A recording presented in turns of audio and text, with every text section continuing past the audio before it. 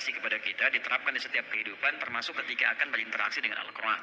Doa ini tercantum di Quran surah ke-21 Al-Anbiya di ayat 87 sampai 88 pada kisah Nabi Yunus alaihissalam.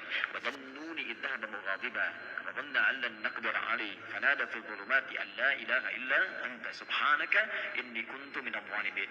Nah, ini dawamkan doa ini. Termasuk kalau kita ingin berusaha berinteraksi dengan kebaikan. Kayak kita misalnya mau coba menghafal Quran, kayak kita mau coba membaca Quran dengan baik, atau kita coba misalnya mendapatkan kesuksesan dalam pekerjaan, atau kita mengatasi gangguan dalam kehidupan. Ini masuk semuanya. Kenapa? Karena dasar pertama, ini ada 3 bagian di doa ini yang penting kita garis bawahi. Pertama, la ilaha illa anta. Ya? Awas. 2, subhanak. 3, inni kuntu minadh dhalimin. Jadi kalau kita zikirkan misalnya la ilaha illa anta subhanaka inni kuntu minadh dhalimin, la ilaha illa anta subhanaka inni kuntu minadh dhalimin. Kalimat la ilaha illa anta, yakni la ilaha illallah, ini dasar semua kehidupan kita. Dahsyatnya kalimat ini. Ya, dari kalimat inilah kita tercipta. Dari kalimat inilah kita diminta untuk beribadah. Makanya beliau tadi menyitir Quran surah ke-51 Ad-Dariyat di ayat ke-56. Wa ma khalaqatul jinna wal insa illa liya'budun. Tidaklah aku ciptakan jin dan manusia kalian kecuali untuk menyembah aku. Dan penyembahan pertama itu ditafsirkan kalimat la ilaha illallah. Quran surah Thaha ayat ke-14. Innani anallahu la ilaha illa ana fa'budni. Wa ma khalaqatul jinna wal insa illa liya'budun. Jadi tujuan kita beribadah kepada Allah Subhanahu wa taala untuk la ilaha illallah. Hadirnya kita di sini, hidup di dunia la ilaha illallah. Bahkan orang berjuang jihad fisabilillah sampai wafat karena la ilaha illallah. Bahkan orang kalimat terakhirnya dalam hidup untuk la ilaha illallah. Kalimat akhir hidupnya, man qala la ilaha illallah fi akhir hayatihi dakhala al-jannah. Kalau ada orang bisa mengucapkan la ilaha illallah akhir hidupnya, dijamin oleh Nabi sallallahu alaihi wasallam dengan lisannya masuk surga. Bayangkan, kita hidup untuk la ilaha illallah, berjuang untuk la ilaha illallah. Wafat pun bisa mengucapkan la ilaha illallah. Jadi ketika kita berdoa menggunakan satu kalimat ini kepada Allah, seakan-akan kita mengatakan, ya Allah, bukankah dengan kalimat ini, bukankah dengan kata ini aku dihidupkan untuk beraktivitas, bukankah dengan kata ini aku diminta beribadah, bukankah dengan kata ini aku diminta untuk berjuang sampai wafat, maka dengan semua keistimewaan di kata ini, ya Allah, mohon kabulkan, aku ingin minta sesuatu. Aku sakit, mohon sembuhkan, ya Allah. Aku dikerjai orang, mohon lindungi, ya Allah. Aku punya kesulitan, mohon mudahkan, ya Allah. Subhanak. Subhanak, kata subhanak itu menafikan semua yang tidak setara dengan sifat-sifat Allah.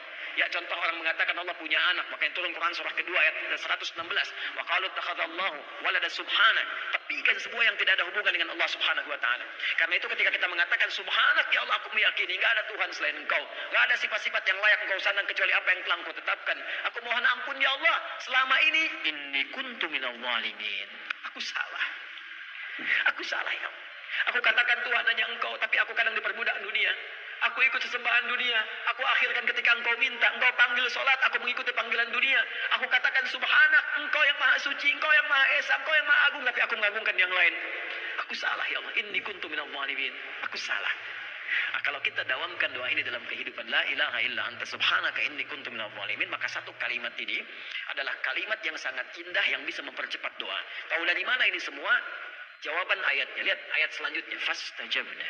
Huruf yang mengikat 2 peristiwa dan berlangsung tanpa jeda. Peristiwa pertama berdoa, peristiwa kedua jawaban dari doa. Ya, wa qul wa fi hadhihi al-ayat min ayat 83 84 kullu fastajabna. Di ayu fastajabna. Pakai fa semuanya. Fastajabna, kami akan cepat jawab.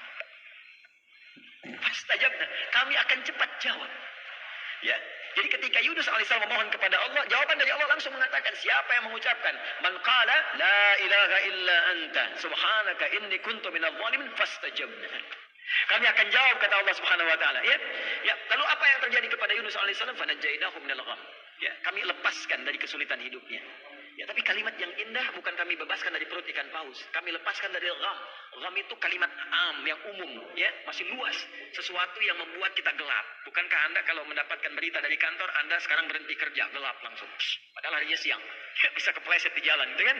Lamaran ditolak langsung gelap, gitu kan? Itu gham namanya. Wa kadzalika nunjil mu'minin. Demikianlah kalau ada orang beriman setelah ini mengamalkan doa yang sama, kata Allah, kami jamin kami akan kabulkan seperti aku mengabulkan doanya.